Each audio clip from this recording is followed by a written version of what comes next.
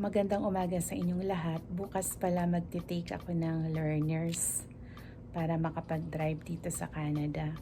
Talagang personal choice ko na hindi mag-drive kaso part ng basic life ang marunong mag-drive dito. Kaya ayun, magta-try ulit ako bukas. Baka bukas na yung aking swerte na makapasa. Kaya i-share ko po sa inyo yung mga ibang exam nila na kailangan kong sagutan ahead para mag-practice in preparation para bukas. Kaya tingnan nyo po yung mga tanong. Ang ginagamit ko na website para sa pagpa-practice ng learner's test is AMA kasi yung kanilang mga tanong at sagot doon very close sa learner's exam. Kaya iyon ang aking pinagpa-practicean. Pero bago ka mag-try ng learner's exam sa EMA, basahin mo muna itong driver's guide to operation, safety and licensing, cars and light trucks. Available to sa Alberta na website. Free naman.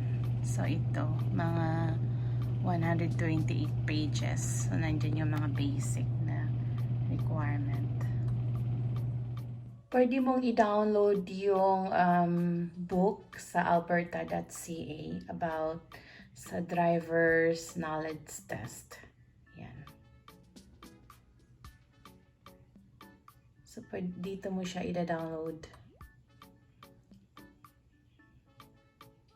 Libre naman yan siya. Ayan.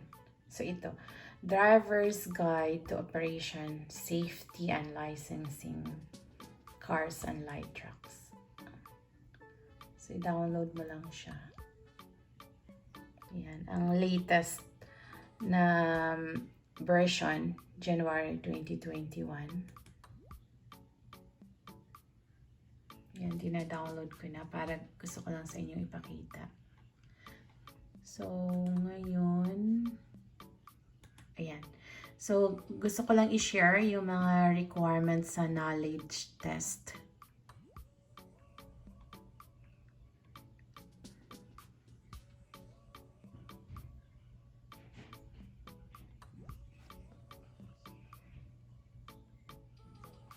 Saan na ba yun? Lumampas na yata ako. Ayan. So, Stage 1 learners class 7.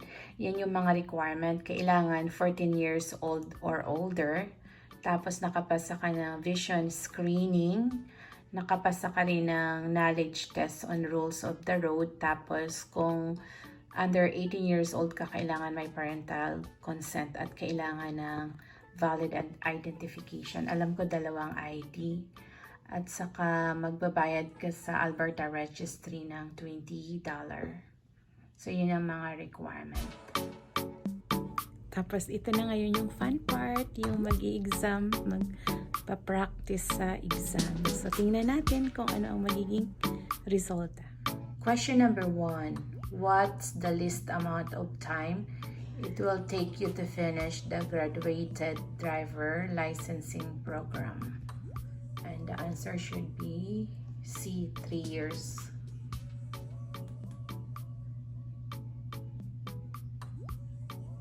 Next question. What should you do before passing a vehicle that is moving very slowly in a two-way lane?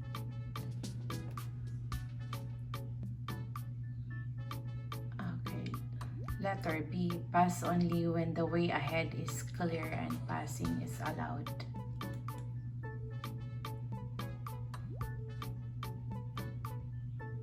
Question number 3. Well, you should shoulder check to the right when making a right turn to make sure. Okay, here. Cyclists and pedestrians aren't beside you. So the answer should be letter A. Then next. The driver guide says these 3 things determine how long it takes a vehicle to stop. It should be driver's perception time, reaction time, and braking time. And then next, so we're now in question number 5. In icy road condition, most skids are caused by driving too fast. Next, and question number 6. Unless otherwise posted, the maximum speed in the city or urban area is, it should be 50 km per hour. And next, question number 7. What does this sign mean? So there, left. So I think it should be left lane narrows to the right. Yeah, it's correct. And question number 8. If you're towing a trailer, you should make sure the trailer has working tail lights, brake light, and turn signal. Allow more time and distance than you would without trailer between oncoming vehicles and your own before you enter the traffic. Attach chains between the vehicle and the towing vehicle. The answer should be all of the above. All the above are needed if you're towing a trailer. Okay, and next, and question number 9. When you're sharing the road with a motorcycle, you have plenty of room to drive beside in the same lane. You should stay well behind it and pass just as you would with another vehicle. You can drive close behind it. It should be letter B. You should stay well behind it and pass as you would with another vehicle. And next, number 10. When you're stopping, begin braking at the last possible minute. It should be false. Okay. Next one. What does this sign mean? School bus stop ahead. What's for children around a school bus? School bus is moving in one direction only, and none of the above. It should be letter A.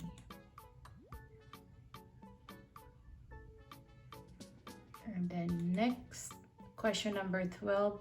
When you're passing a very large vehicle, you should, letter A, take your time. The vehicle may be long and you don't want to speed. Letter B, pass as quickly as you can within the speed limit. Letter C, make sure you have enough space. You do not want to get stuck at vehicle blind spot. And then both B and C. Pass as quickly as you can. Make sure you have enough space. You do not want. I would guess this one is I'm not sure, so I'm just gonna say both B and C. Oh, so that it should be. Good. I got it right. Question number 13. By law, when you need to use your headlight. Letter A, all the time. Letter B, between an hour after sunset and 1 hour before sunrise. Letter C, whenever you cannot see 150 meters ahead. Both B and C. By law, when do you need to use your headlight? Okay, so both B and C.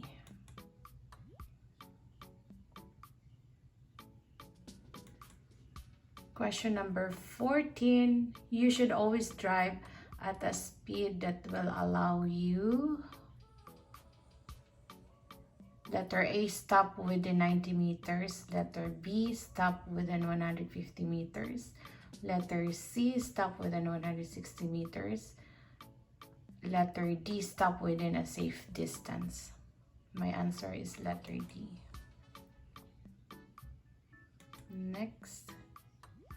Question Number 15, as a driver, if you refuse to take a breathalyzer test, you'll be, letter A, released by police immediately. Letter B, given a stern warning. Letter C, subject to the same penalties as if your blood alcohol content were greater than 80 milligrams of alcohol in 100 millimeters of blood. And then letter D, imprisoned in a federal penitentiary.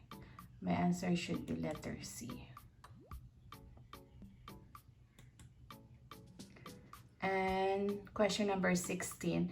To help avoid a collision with an animal, you should look ahead and scan the side of the road for animals. Be extra careful at dusk and dawn since it's harder to see animals. Look for sudden unusual spot of light on near the road at night. And letter D, all of the above. The answer should be all of the above. Question number 17. Which of the following isn't a condition of provisionary class 5 drivers in the graduated licensing program? Letter A, is not permitted to drive from midnight to 5 a.m. Can have no more passenger than the seat belts. Must have a blood alcohol level of 0. Will be suspended at 8 or more demerit points.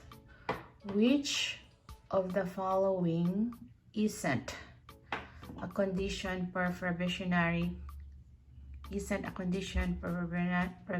class in the graduated licensing program? Isn't. It's not a condition. Which of the following isn't a condition for provisionary class in the graduated licensing class 5? Is not permitted. Yeah, because that's already class 5. Okay. And number 18, when driving at night, you should letter A, avoid busy street. Letter B, use your high beams. Letter C, glance to the right edge of your driving lane to avoid glare from oncoming traffic. And letter D, all of the above. When driving at night, you should, that one, glance to the right edge of your driving lane to avoid glare from oncoming lights. And question number 19, what do you need to do at a stop sign? So letter A, a rolling stop is legal if there are no vehicles or pedestrian in the intersection. Letter B, slow the vehicle to 5 km and proceed without stopping if there is no traffic. Letter C, come to a complete stop and don't proceed until it's safe. Come to a stop only if there's traffic approaching from the left. What do you need to do at a stop sign? So it should be letter C here. And number 20, true or false, it's against the law to use a cell phone while driving, and it should be true. You are not allowed to use your cell phone when you're driving. It's considered distracted driving. And we're gonna move to question number 21. Drivers should attempt to maintain a visual search of how many seconds? Should be 12 to 15 seconds. Question number 22. When driving, there's an area you can see in your rear and side view mirrors that is called your blind spot. Question number 23. If your car breaks down on a freeway, you should, letter A, fall over to the far right and walk to the next exit. Put an emergency flashers for over to the far and work the next signal for pull over to the far right. Stay near your vehicle in a safe place and raise the hood. And letter D, stop whenever you are and go for help. It should be letter C. Okay. And next, we will be in question number 24. When you're waiting to turn left an intersection with a solid green traffic light, you yield to oncoming traffic. Question number 25. If an emergency vehicle with flashing light and siren is coming towards you, you should yield to the right of way in all circumstances. And question number 26. According to the criminal code, it is illegal to drive with a blood drug concentration of 5 nanogram or more. And question number 27. True or false, unless a sign say otherwise, you can make a right turn on a red light after you come to a complete stop. That is true. Question number 28. What kind of line on the roads means you're allowed to change lane? As letter A, a solid yellow line, a broken white line, a double solid line, a double solid white line. It should be a broken white line, because what kind of line on our road means you're allowed to change lane. And question number 29. When you see a school zone sign, you must slow down to 30 km/h during which time, province-wide, unless otherwise posted by municipality. It should be letter C. On school days between 8 a.m. to 9:30 a.m., 11:30 a.m. and 1:30 p.m., and 3 p.m. to 4:30 p.m. That would be the answer. And our last question, which is, a solid line on the road to the left side of your vehicle means a solid line on the road to the left side of your vehicle that you can make a left change. Letter B, traffic traveling in the opposite direction are separated. Letter C, passing is allowed. Letter D, none of the above. It should be that you can make a left change, that you can't make. Okay. And let's see what would be the result of my practice learners test for today. I think something wrong with the EMA website. It just keep rolling and rolling. It's not showing, so let's just do the refresh and we will see the. So I got 30 out of 30 on my learners practice through AMA website. So I'm hoping that this is the day I will be passing my learners and I can start driving here in Alberta.